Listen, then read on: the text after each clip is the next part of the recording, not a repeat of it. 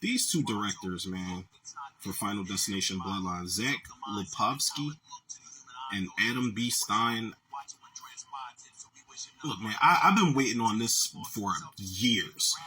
You know, all the rumors and the fake posters and everything, and you know, was Tony Todd going to be in it, or is he not going to be in it? Was AJ Cook from Part 2 coming back, because there was rumors of her coming back, and how is this connect? I've been waiting on this, man. I love this franchise. This is a franchise that I think can go on forever, and it keeps reinventing itself. To its credit, man. But this one right here, brah fucking Vo, man. This is, I'm not gonna spoil a thing for anybody. This is a safe place, yo. This is gonna be spoiler free. But this one, they throw new things into the mix to keep it fresh. I think the plot, like, we haven't seen family ties this close in a Final Destination movie, and I honestly got what I wanted. When I did my trailer reaction, I said to myself, am I going in this movie for the deaths? Absolutely. But do I want to see these characters die if I get attached to them? Absolutely not.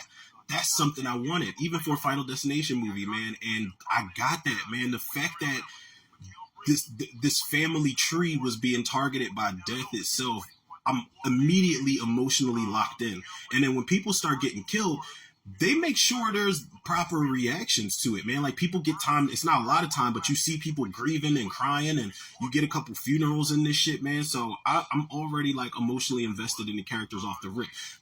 Speaking of emotions, I forgot what movie I was watching at some point, because the opening sequence, which we know there's going to be a premonition in here, a big premonition. We saw that in the trailer. But that opening sequence, when we followed the young version of Iris, who turns out to be the grandmother of this family, it's so sweet, man. Like, the interactions with her and her boyfriend are just so good, and so she's such a solid and likable character. I was like, oh, like, they're really in love. And I'm like, wait, like, I forgot I was watching a fucking Final Destination movie. Everybody's about to get murked off in this premonition sequence, man. That premonition sequence, let me just say this.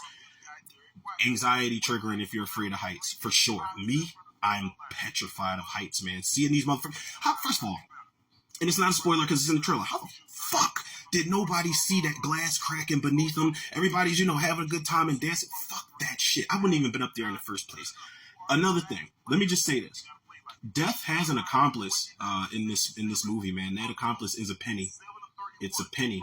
It's an actual penny. And that is Death's biggest accomplice that I think we've ever had in the series. There's been times in the series where they try to make new rules where if you kill somebody, then you cheat Death and you get their time, the rest of the time they had, or something like that, or it skips you, whatever the case may be. They ain't got shit on that penny. The penny is Robin to Death's Batman, basically. Like, always there to fuck some shit up in the process, man. It doesn't pop up often, but it pops up, I guess, in, like, I'm not even gonna say when it pops up, but the characters, man, I love these characters. Again, I was automatically drawn in because they're all related. But there's some characters that are underwritten, underdeveloped. It's maybe like 2 or 3 that are underdeveloped. And I'm like, it bothers me, and I can kind of deal with it at the same time because everybody else does pretty good. This kid from T.O. Briones, who, Joseph Gordon-Levitt 2.0 from the Chucky series, he redeemed himself in this movie for me because he was such a dickhead in that Chucky series, man. He was always mean as fuck to his cousin, and he just had I think the girl Lex just had him by the balls all whatever seasons he was in. But I liked his character a lot in this movie. Also, you got to have one asshole character. This guy Richard Harmon, who plays Eric, he's the tattoo artist everybody sees in the trailer. You love to hate him because it's always got to be that one character that's like, that's basically the Carter, the Kerr Smith character from the first movie. Oh, Death, this is all bullshit. Ain't nobody going to die. I can't die. I'm taking everything as a joke type of thing. He's such a dick, but you love to hate his character, man. I love that character. I know everybody's wondering about Tony Todd. Tony Todd is in this movie. If you saw the trailer, Tony Todd looks frail. He does look sickly, but there is finally a backstory on Bloodworth's character. I didn't really need it, but when something happens early on, I automatically knew what it was when it came to his character.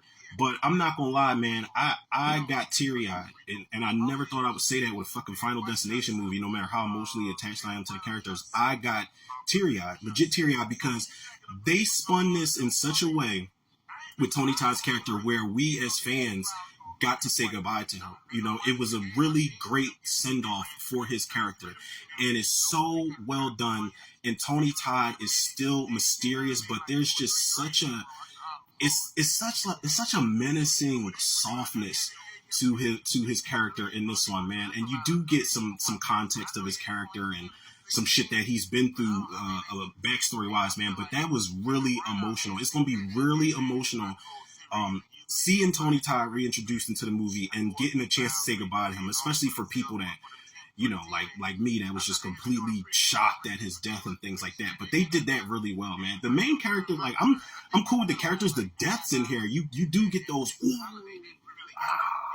like you get those cringe moments, man. There's a moment involving like a ring and somebody's finger. And I'm like something as small as that, because the deaths are nasty. I'm talking cherry pie flies, you know, limbs fly off, people get pierced with certain shit, they get crushed by certain shit. The gore in this movie is top notch. You will not be disappointed as far as the deaths go. Are these the best deaths in the series? I don't think so. There were some deaths where I'm just like, okay, it was a cool effect and it was nasty, but I'm like, this is not the best one I've ever seen. But this movie's also really well directed, man. These two directors, they are definitely fans of the franchise. They definitely set it up for another one. Like I said, you can keep this franchise going for as long as you want, man. But I honestly think, like, first impressions of this movie, I'll give it. I think for a Final Destination movie and what I was going in for and what I got tenfold, I give this a 9 out of 10, man. I don't know where I rank it, but it's better than Part 4. I like this better than Part 3. Do I like it better than 2? I don't think so. I don't think I like it better than the original either, but this movie is a lot of fun. There's a lot of kills. There's a lot of, you know, the whole Rube Goldberg shit is still in effect, where you may think you know how somebody's going to get killed, but it's something completely different happens. And the setup, there's a really amazing setup in this movie that takes place outdoors. I won't say what happens, obviously. I won't say which characters are involved, but it happens outdoors, and I'm like, I knew it was going to happen because of the way that it was framed entirely. But I'm like, the whole way it played out, it's just like, I'm telling you, man, anxiety. They put that shit in one of the TV spots for a reason, man. But 9 out of 10, man. Final Destination Bloodlines. This shit was lit. I'm not even gonna lie.